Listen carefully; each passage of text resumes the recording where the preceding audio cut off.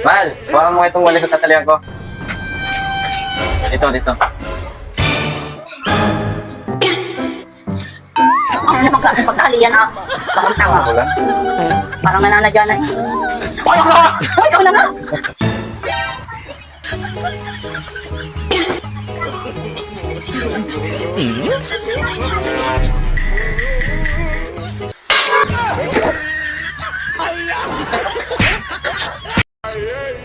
Ako, mahal. Love you. Ayo. Wala akong kiss. May feelings naman. Oh, may feelings yan.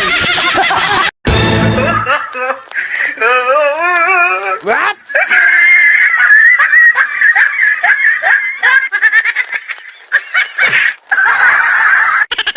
198 pesos lang yan? Parang hindi naman. O, di ba mga mi, para talaga siyang yayamanin. Yung lalagyan pa lang niya is panalong-panalo na niyan mga mi. At and then yung packaging pa lang niyan mga mi, as in, ang ganda. Talagang mukha kang magsosyalin dito. Ayan, ito nga yung perfume ng Elite 3, mga mi. Ayan, low bali siya ha. Elite 3 nga itong ating nabili. And then meron pa nga ito dyang ibang senta. Elite 1, Elite 2, and then itong Elite 3. Ayan, kung mahilig nga kayo sa perfume na medyo pa fruity, na pa baby girl, ayan mga mi, pang babae po itong perfume na to mga mi. Tingnan nyo naman yung packaging. Mukha talaga siyang yayamanin. Pero 198 pesos lang to mga mi. At kung mahilig nga kayo sa pa-fruity na amoy, na medyo pa baby girl, is eto na yun mga mi. Kahapon pa nga to dumating sa akin, and then itrinay ko nga siya muna bago ko nga siya i-promote.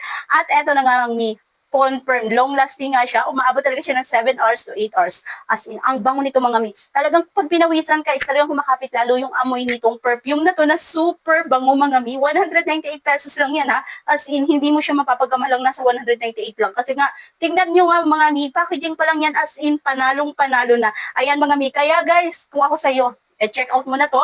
Perfect din tong pangregalo lalo na ngayong magde-December. With box na nga yan. At talagang yung lalagyan niya is mukhang yayamanin. Kaya kung ako sa'yo, Mi, andyan lang yung ating yellow basket.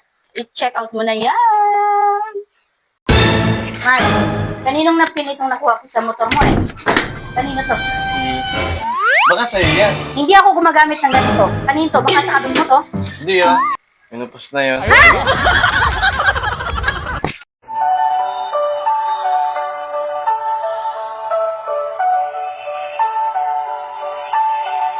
Yun.